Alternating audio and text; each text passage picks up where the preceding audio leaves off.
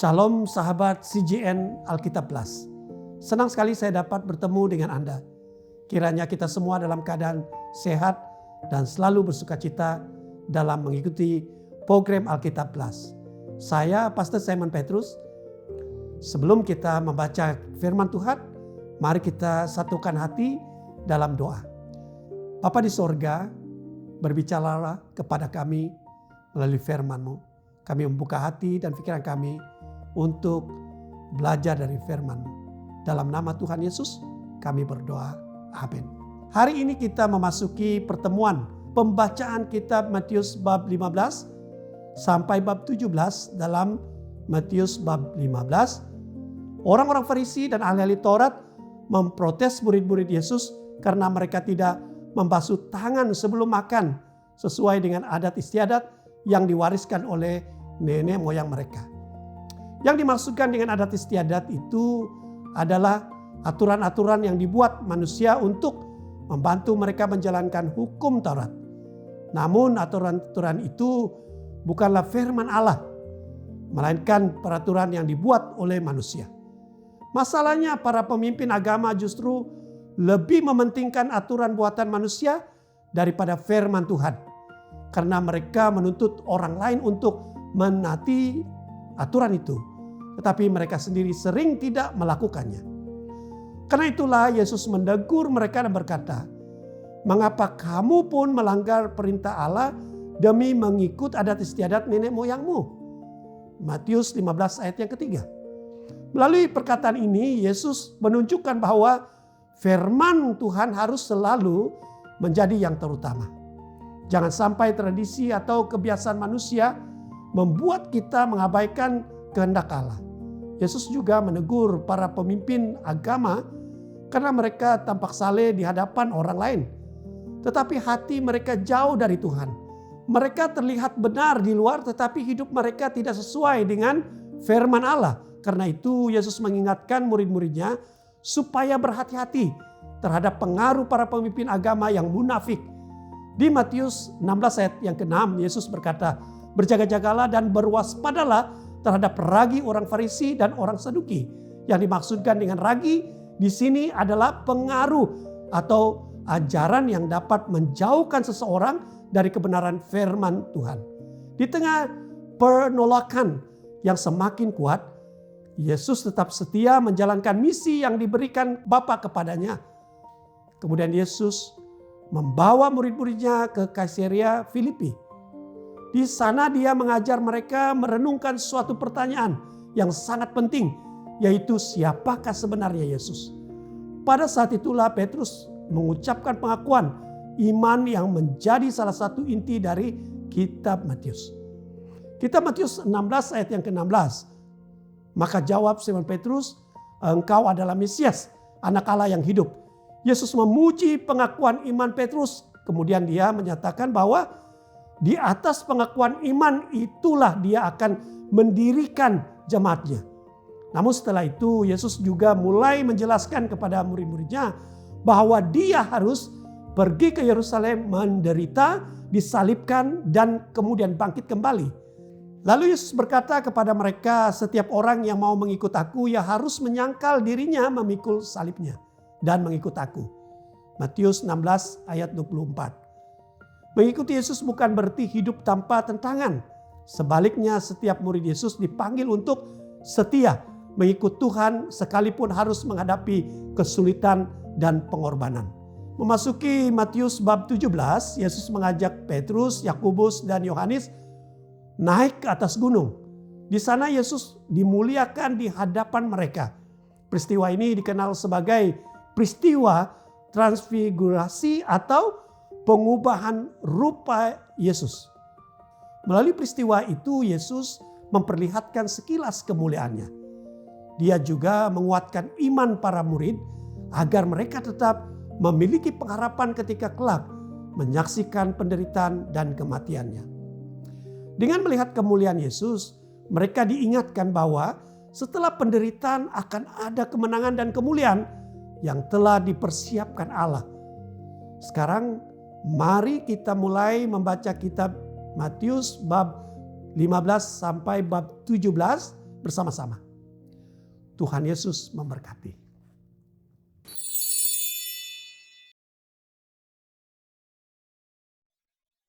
Setelah itu, beberapa orang Farisi dan ahli Taurat dari Yerusalem datang mendapatkan Yesus lalu bertanya, "Mengapa muridmu melanggar adat istiadat nenek moyang kita?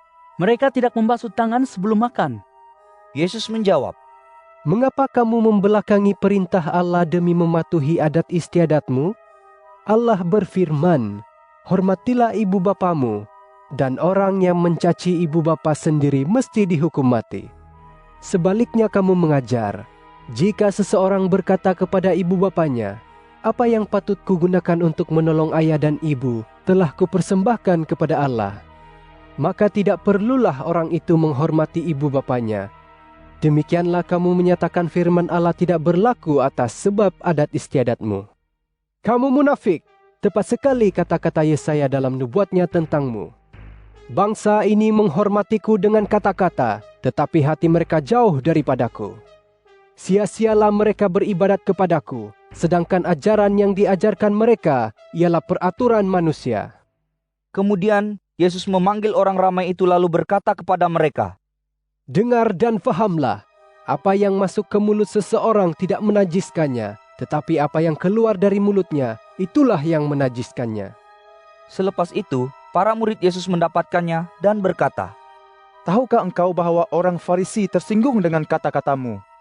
Yesus menjawab, "Segala tanaman selain yang ditanam oleh Bapakku di surga akan dicabut. Jangan hiraukan orang Farisi, mereka itu orang buta yang memimpin orang buta. Apabila orang buta memimpin orang buta, kedua-duanya masuk ke dalam parit." Petrus berkata, "Terangkanlah maksud ibarat tadi kepada kami." Yesus berkata, "Kamu masih tidak faham? Tidakkah kamu mengerti? Apa yang masuk ke dalam mulut seseorang turun ke perut lalu keluar semula. Sebaliknya, apa yang keluar dari mulut datang dari hati, dan inilah yang menajiskan. Dari hati timbul pikiran jahat yang mendorong seseorang membunuh, berzina, berbuat cabul, mencuri, memberi kesaksian palsu, dan memfitnah. Segala itulah yang menajiskan, bukan makan dengan tidak membasuh tangan." Yesus beredar dari situ dan pergi ke kawasan berhampiran bandar Tirus dan Sidon. Seorang wanita Kanaan yang tinggal di situ datang mendapatkan Yesus sambil berseru, "Wahai Tuan, anak Daud, kasihanilah aku. Anak perempuanku dirasuk roh iblis dan menderita." Yesus diam tidak menjawab. Para muridnya memohon kepadanya, "Suruhlah wanita itu pergi. Dia mengikut kita meraung-raung." Yesus berkata kepada wanita itu, "Aku diutus khusus kepada keturunan kaum Israel yang seperti domba yang hilang." Wanita itu mendekati Yesus dan menyembahnya sambil berkata, "Tuan, tolonglah aku." Yesus menjawab, "Tidak patut mengambil roti anak-anak dan mencampakkannya kepada anjing." "Benar, Tuan. balas wanita itu. Tetapi anjing pun makan sisa yang jatuh dari meja tuannya." Oleh yang demikian, Yesus berkata kepadanya, "Kamu seorang wanita yang teguh iman. Apa yang kamu inginkan itu akan berlaku." Serta-merta anak wanita itu pulih. Yesus beredar dari situ, lalu berjalan menyusur pesisiran Laut Galilea. Setelah itu, dia mendaki sebuah bukit dan duduk di situ. Ramailah yang datang mendapatkannya, membawa orang yang tempang, buta, lumpuh, bisu, dan yang menghidap pelbagai penyakit. Yesus menyembuhkan mereka. Orang ramai tercengang melihat yang bisu bercakap, yang cacat dipulihkan, yang tempang berjalan, dan yang buta melihat, lalu mereka memuji Allah Israel. Yesus memanggil murid-muridnya lalu berkata, "Aku berbelas kasihan kepada orang ramai ini. Sudah 3 hari mereka bersamaku, sekarang mereka kehabisan makanan. Aku tidak mahu menyuruh mereka pulang dengan perut kosong, kalau pengsan nanti di tengah jalan." Para muridnya berkata, "Di manakah dapat kami cari roti yang cukup untuk orang seramai itu, sedangkan kawasan ini terpencil?" Yesus bertanya, "Berapa banyakkah roti yang ada padamu?" 7 buku. Jawab mereka. Dan beberapa ekor ikan kecil. Yesus menyuruh orang ramai itu duduk di atas tanah. Dia mengambil 7 buku roti dan ikan itu, mengucap syukur kepada Allah, lalu memecah-mecahkannya dan menghulurkannya kepada murid-muridnya untuk diberikan kepada orang ramai. Kesemua orang pun makan sehingga kenyang. Sisa lebihan makanan yang dikumpulkan sebanyak 7 bakul penuh. Jumlah yang makan 4.000 orang lelaki, belum dikira wanita dan kanak-kanak. Setelah itu, Yesus menyuruh orang ramai itu pulang, lalu dia menaiki perahu dan pergi ke kawasan Magadan. Beberapa orang Farisi dan Saduki datang kepada Yesus. Untuk menduga Yesus, mereka memintanya menunjukkan suatu tanda dari surga. Yesus menjawab, Ketika matahari masuk, kamu berkata, cuaca baik kerana langit merah. Pada waktu pagi, kamu berkata, cuaca buruk nanti kerana langit merah mengancam.